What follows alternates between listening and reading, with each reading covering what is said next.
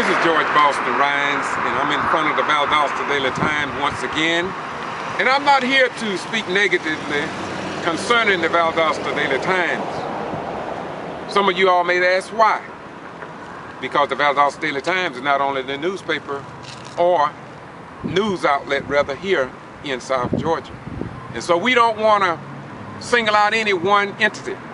What we intend to do is to show you the truth. Because Jesus said, and ye shall know the truth, and that the truth shall set and make you free. This week, we had a public meeting at the Valdosta City School Board of Education. And at this board meeting, there was 57 people in attendance. Now you may ask me, Mr. Rhynes, how do you know? It's because I counted them. There are 32 seats inside of the building. There was 2 extra seats, and then I counted the people standing around. I even counted the board members, and there were other people out in the hallway. But this is why I'm cutting this video, because to my knowledge, and I called other people, nothing was published in our local newspaper.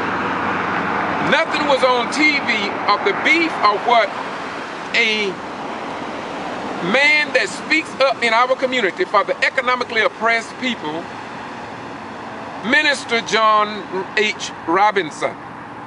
Nothing was said about the historic president of the Valdosta Lowndes County branch at NAACP, Lee Touchton, what she said. Nor was anything published to the general public about what the president of the Southern Christian Leadership Conference, President Floyd Rose, said at this public meeting. I have been contending for decades that there is indeed a pattern and practice here in Valdosta to keep the people ignorant for whatever purpose. So I came before the Valdosta Daily Times and all the TV stations here in South Georgia.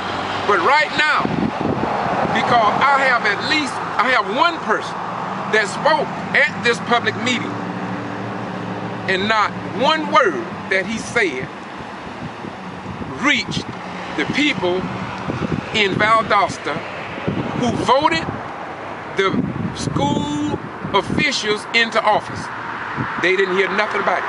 So how can they vote if they don't understand what people are saying who votes them in the office? This is John Robinson. He spoke very eloquently. He talked about the economically divide in this community. And not only that, he can tell you himself what he was talking about and why he said it. Go ahead, my brother. Hi, everybody out there. Well, my brother Ryan, he's real nice. He's not gonna say anything negative about the Valdosta Daily Times, but I am. I don't have nothing positive to say about them. I don't have nothing too good to say about them because they just keep exploiting our community by not sharing the news. This place right here should be ashamed of how it conducts itself in our cities. They act like they're hoodwinked by somebody. They act like they got this strain, they're being manipulated, like everything else in this city. We got, our whole city is depressed. We don't share none of the contracts. We got to go through absolute pure hell to try to get something that we should be part of automatically. This is a systematic system, and regardless of how it might appear to so many that is fairness in the city, there's nothing fair here in Valdosta, especially when it comes down to these news agencies sharing the news. They was over at the school board meeting, and we were talking about the economic oppression of how they're building a school right here in the black community, and no black employees are employed there from the community. And our little children got fathers as plumbers, brick masons, block layers, steel fabricators, and can't even get no work in the neighborhood. That seems rather sad. So when we go to address the school board and these news agencies are there, it seems to me as if they should do something or say something. But we're sick and tired of being sick and tired of the same old thing over and over and over. It is a pattern in practice. No one don't want to discuss the real bottom line, Brother Ryan. Yes, sir. They want everybody, the black ministers, the white power brokers, they don't want to discuss the real bottom line. This bottom line, whether we want to face it or not, it is black and white. And we ain't no need us going no further with this game plan, because it's the black community that's neglected. And it's these newspaper agencies that's promoted as well. And we sick and tired of it. We're gonna call it for what it is. Now if you don't agree with me, keep continuing not to agree. It don't matter to me if you agree or not. But the problem, the fact of the matter is, we don't have anything in this city. That's the bottom line. That's pathetically wrong. I'm gonna get out the picture. No, Robinson, there's one other thing that you said, and I like to be accurate, and I definitely want to be correct. I was over there and I recorded. They do have some blacks over there working. They have some blacks over there. It's not that many. Most of them are like Guatemalans. Why you say it? People from Guatemala are Latinos, but as far as black contractors, that's what we're looking at, and we're looking at more representation, even when it comes to working on buildings like that, because we do have people that are qualified who need to be included instead of excluded. And I'm with the ladies on the line. I almost can guarantee you 90% of the blacks that's working is the ones that came in from out of town with them, not from here. I'm talking about in our local community. We sick and tired of them coming to our neighborhood making all the money we can't get. Why do you think, Doc, that the preachers and the pastors don't seem to see things? They're scared. Well, why do you think they're scared? Because of the old Southern mentality from the old plantation style. Why do you think somebody would come at me with words like, I consistently disrupt public meetings at the library and other things, and that I touch people without their permission, and that I squeeze their arms, and next time they're going to ask me to leave a public meeting, and that I intimidate people, and that I have sexist behaviors? Why do you think they would do that? You think that some of this stuff that I have done to inform the people have started to roll uphill at me when certain people fail to do what our Constitution, our form of government says that they're supposed to do? Well, they want to exploit your life, man, because you stand up for something. It's the same thing they'll do to these ministers. If these ministers was to stand up, they would do everything in their power to destroy them, just like they've been destroying all the rest of them. They would find something wrong with their books. They would find something. So these ministers have this enemy of fear. Not that they're scared men, they're just afraid of the retaliation that they'd have to face if they did stand up, man. All right. You all heard it from Doc Robinson. He spoke at this public meeting this week, and you don't know nothing about it. And I want you all to take this video. I want you to give it to your friends. I want you to give it to your neighbor. And above all, I have 70 DVDs that I call Word on the Street. People are asking for them.